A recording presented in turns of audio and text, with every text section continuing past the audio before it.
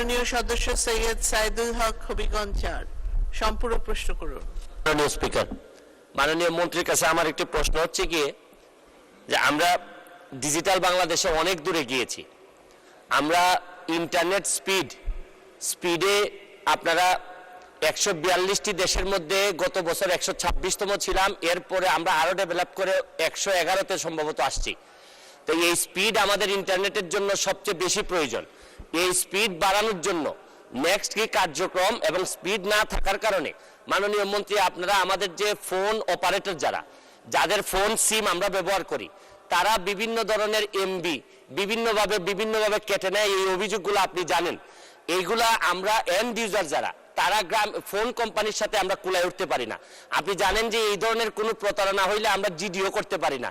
এই ব্যাপারে আমরা আপনারা সরকার থেকে আমাদেরকে প্রোটেকশন দেওয়ার জন্য আপনাদের কোনো এক্সপার্ট প্যানেল আছে কিনা এটা একটু জানতে চাই মাননীয় মন্ত্রী। ধন্যবাদ।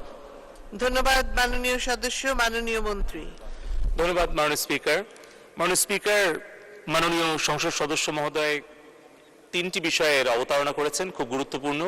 প্রথমত হচ্ছে যে আমাদের ইন্টারনেটের স্পিড। আমি আনন্দের সাথে বলতে পারি যে বাংলাদেশে ইন্টারনেটের যে ব্যয় মূল্য এটি পৃথিবীর অন্যতম সস্তা দামে আমরা ইন্টারনেট কিনতে পারি, যার অবদান আমাদের মাননীয় প্রধানমন্ত্রী জননেত্রী শেখ হাসিনার এবং মাননীয় আইসিটি উপদেষ্টা সজীব ওয়াজেদ জয়ের।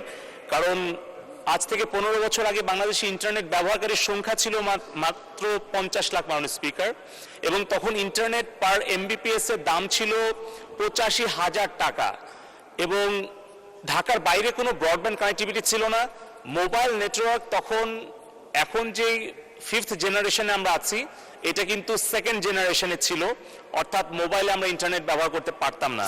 সেইখান থেকে কিন্তু এখন ইন্টারনেট আমরা পার এমবিপিএস 50 টাকায় নামিয়ে আনতে পেরেছি, এবং বাংলাদেশি ইন্টারনেট ব্যবহারকারীর সংখ্যা 13 কোটিতে উন্নীত করতে পেরেছি, এবং ঢাকা থেকে বিভাগ, জেলা, উপজেলা হয়ে এখন ইউনিয়ন, এমনকি আপনি যদি প্রত্যন্ত চর কিংবা দ্বীপ কিংবা পাহাড় যেখানেই যান, বাংলাদেশের 98% ভূখণ্ড এখন 4th জেনারেশন মোবাইল নেটওয়ার্ক আওতায় এসছে। এখন 19 কোটি সিম ব্যবহারকারী। কিন্তু এই যে মোবাইল ফোনের যে বিপ্লব, ইন্টারনেট ব্যবহারের যে বিপ্লব, এটি কিন্তু সম্ভব হয়েছে মাননীয় প্রধানমন্ত্রী জননেত্রী শেখ হাসিনার দূরদর্শী নেতৃত্বের ফলে। 2008 সালে যখন ডিজিটাল বাংলাদেশের ঘোষণা দেওয়া হয়, তখন কিন্তু এই মোবাইল ব্যবহারকারীর সংখ্যা, ইন্টারনেট ব্যবহারকারীর সংখ্যা অত্যন্ত নগণ্য ছিল। সেখান থেকে আমরা এসেছি, এবং 1998 সালে যখন মাননীয় প্রধানমন্ত্রী মোবাইলের মনোপলি ভেঙে দিয়ে 4টি কোম্পানিকে উনি লাইসেন্স প্রদান করেন, তার ফলেই কিন্তু আজকে আমরা এই মোবাইলের সম্প্রসারণ এবং সাধারণ দরিদ্র মানুষের কাছে স্বল্প মূল্যে মোবাইল ফোন এবং ইন্টারনেট পৌঁছে দিতে পেরেছি। দ্বিতীয় যে অংশটি হচ্ছে যে আমরা গতকালকেই আমরা আমাদের বাংলাদেশ টেলিযোগাযোগ নিয়ন্ত্রণ কমিশনের উদ্যোগে আমরা একটি গণশুনানির আয়োজন করেছিলাম, যেখানে ফিজিক্যাল এবং ডিজিটাল মাধ্যমে 3000 জন প্রশ্ন জমা দিয়েছিলেন। 3 ঘন্টা ব্যাপী আমরা শুনানি করেছি। সেখানে আমরা এই মোবাইল নেটওয়ার্ক অপারেটরদেরকে, ইন্টারনেট সার্ভিস প্রোভাইডারদেরকে আমরা কিন্তু জবাবদিহিতার কাতারে এনেছি, সরাসরি গ্রাহকদের প্রশ্নের সম্মুখীন করেছি এবং আমরা সমাধানের পথও দিয়েছি।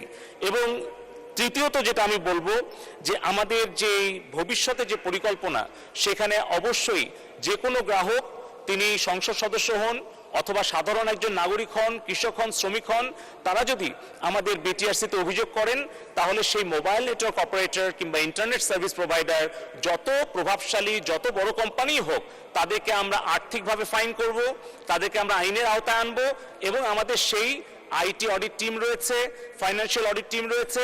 আমরা সেই জবাবদিহিতা নিশ্চিত করছি বলেই আমাদের বিটিআরসি থেকে কিন্তু 73,000 কোটি টাকা আমরা আমাদের রাজস্ব খাতে জমা দিতে পেরেছি।